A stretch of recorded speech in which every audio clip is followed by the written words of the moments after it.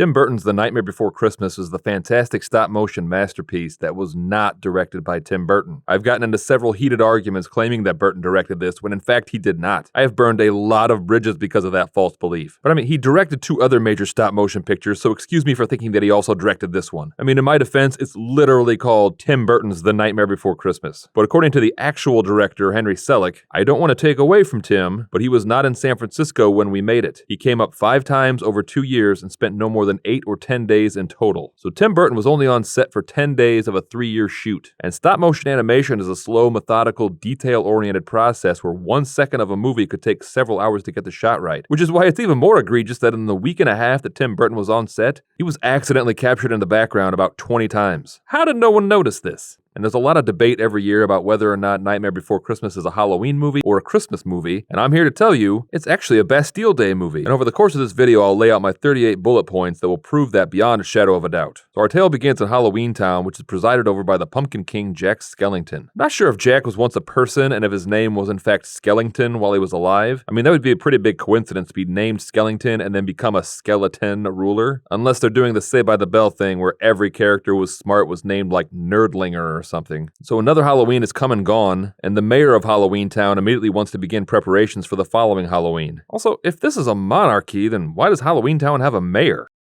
And I am being told that actually that is quite common. So I am now going to pretend like I've known that forever and be super condescending about it. So you see, dummy, the king has broad power over the whole realm, and the mayor oversees the day-to-day affairs like transportation and witch burnings. You didn't know that? I can't believe you didn't know that. What an idiot. So Jack is burnt out of the whole Halloween thing and longs to do something else. And I guess I'm confused as to what exactly they do on Halloween. Like, do they just come into our world just to scare us only on Halloween night? Our first award goes to the vampires for most blood drained in a single evening. And murder people, apparently? What a sick town. Another resident of Halloween Town who longs for something more is Jack's supposed love interest, who was created in a lab. Now, everyone calls her Finkelstein, but Finkelstein is the name of the mad scientist that created her. She is actually Finkelstein's monster. And, oh, actually, her name is just Sally. Apparently no one calls her Finkelstein? I'm sorry, I didn't have time to actually rewatch this movie, so I'm just going by memory, and evidently a dream I had. Sally is also kept prisoner in the Doctor's Tower, and this has to be common knowledge to everyone, including the Pumpkin King of this realm, and the fact that no one tries to help her just makes me sick. Sally does manage to escape a lot, though, because she knocks out Finkelstein by slipping deadly nightshade into his tea. That's twice this month you've slipped deadly nightshade into my tea. 3 times. 3 times? Maybe make your own tea, you lazy asshole. If someone poisons me once, I'm not letting them anywhere near my food. Unless I'm like really comfortable on the couch. Jack walks through the night with his ghost dog Zero and comes across 7 trees with doors representing various holidays. Like, what the hell would St. Patrick's Day town be like? Just a bunch of non-Irish people wearing Notre Dame shirts looking for an excuse to get drunk in March that isn't because of March Madness? And also, is that door to 4th of July town? Or do non-Americans consider that to represent a different holiday? And so Jack becomes intrigued by the door with a Christmas tree on it and he gets sucked inside. And he's instantly hooked on this new world. Ew, Jack, don't do that. For all you know, that's Christmas Town's version of dirt. Jack is so inspired by the wonders that he sees that he sings arguably the best song on this soundtrack, as he asks, "What's this?" about all of the Christmas traditions that, when you say them all in a row, sound pretty weird. Kissing underneath a parasitic plant that you hang in your house, roasting chestnuts in a fireplace, dragging a tree inside and lighting it up. Weirdest holiday. The next day, the mayor panics because Jack's not home. We've got to find Jack! Did anyone think to dredge the lake? Oh my god, dude, get up! You're an elected official. Try to not shit all over the dignity of the office. So Sally poisons Dr. Finkelstein's soup with deadly nightshade and tricks him into taking it again. He even suspected that she poisoned it, but he was still very easily fooled. How did he manage to create life? Like, if you manage to build another being, and that being then proceeds to outsmart you at every turn, does that make you really smart or really dumb to create another person that's smarter than you are? This is like a low-tech warning about the dangers of AI. Jack finally makes it back to a town that is just completely shut down in his absence, and he has the mayor call a town meeting so he can tell them about what he found. Doesn't the mayor have an aide to help him do the menial tasks? Like, does he have any actual responsibilities? Oh my god, he has to work the spotlight too? Did he campaign for this job? Jack tells him all about the wonderful things he found in Christmas Town, and he wants to bring Christmas to Halloween Town, and everyone is very much on board, like, right away. But Jack doesn't think they get it, so he locks himself in his tower for days and runs a series of experiments to try to really understand Christmas. Oh, look at Goodwill Hunting over here. Or should I say brood, kill, haunting. Hey, you like jack-o'-lanterns? Well, I unlocked the secret of Christmas. How do you like those jack-o'-lanterns? Starring Bat Demon and Ben Affleck and Robin Williams.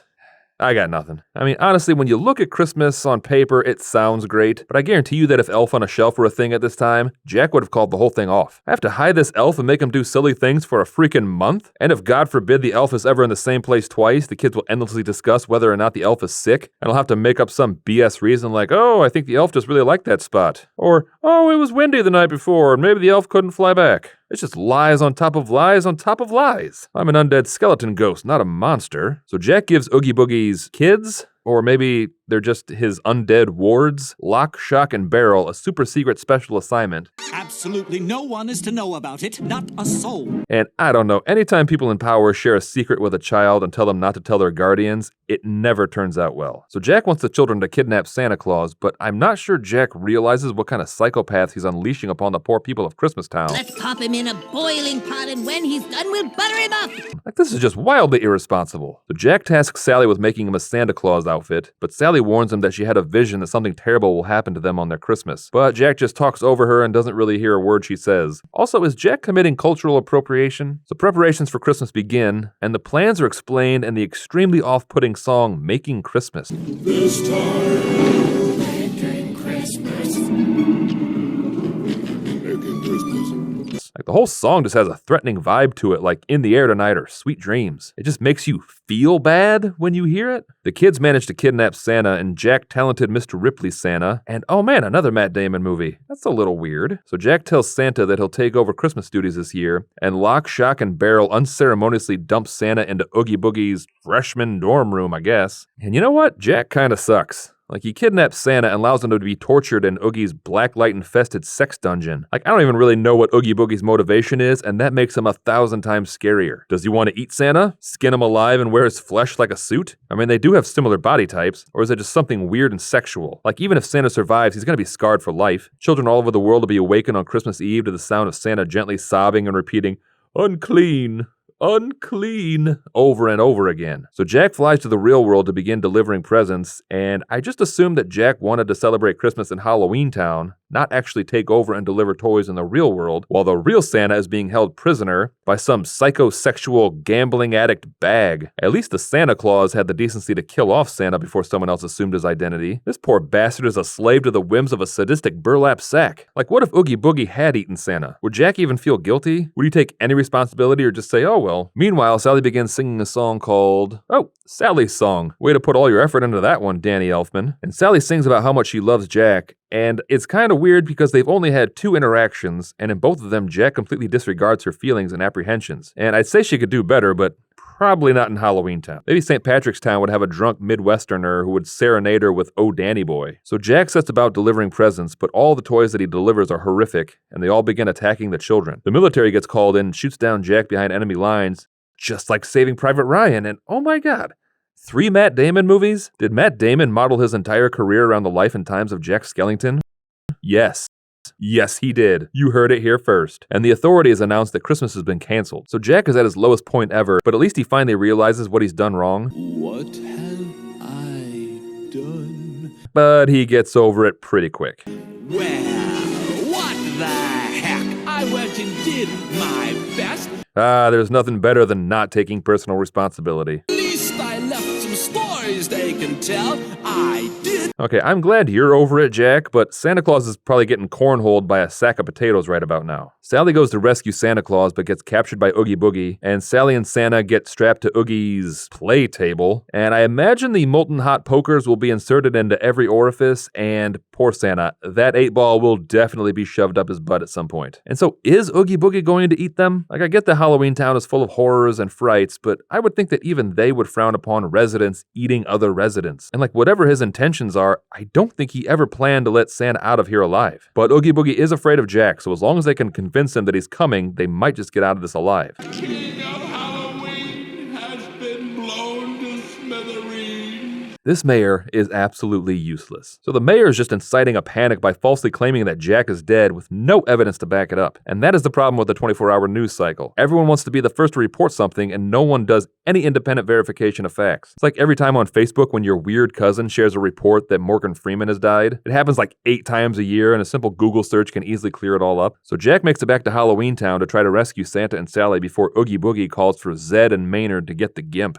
So the epic final battle between Jack and Oogie begins, and I gotta say, it's pretty impressive that it's so detailed and involved for a stop-motion movie. Like, if that was me, I would have storyboarded it that Jack walked in and cast a spell that made Oogie disappear like Poochie on The Simpsons. I would not have the patience to be a stop-motion animator. So Oogie Boogie's sack gets ripped open, and we find that he's full of bugs. And really, aren't we all full of bugs? The bugs of regret? So Jack apologizes and Santa goes to try to fix Christmas, and Jack is then paraded through the streets like he's a hero, thereby ensuring that he learns absolutely nothing from this. So Christmas has been saved by Santa, who had to fix it because our hero messed up so badly, and it begins to snow in Halloween Town and everyone just embraces it. Oh, and Dr. Finkelstein created a girlfriend who looks just like him and is outfitted with half his brain. I don't know. And Jack then begins serenading Sally and they finally realize they were meant to be, even though they barely know each other. Like, Jack spent more time with the mayor. Tim Burton was probably like, hey, we need to add some scenes to really flesh out Jack and Sally's relationship. And the animators were like, that'll add 4 years to production. Fuck you. They fell in love through the power of Halloween magic. The end. And then Tim Burton yelled, that's a wrap. And everyone was like, oh, we still have a year and a half to piece this all together. And Tim was like, whatever, I'm out of here. Have fun playing with your dolls, losers. And just then, Johnny Depp pulled up in a Miata and they both drove away, blaring Rhythm as a Dancer. And Depp immediately crashed his car into a stoplight. And Tim just ran into the woods screaming, stop motion animation sucks. That's Hollywood for you. But if you want to know how to make an audience believe that two people really love each other, let me show you how it's done. Deep inside, I hope you feel it too. Waited on a lineup. Waited on a line. Yeah, just to be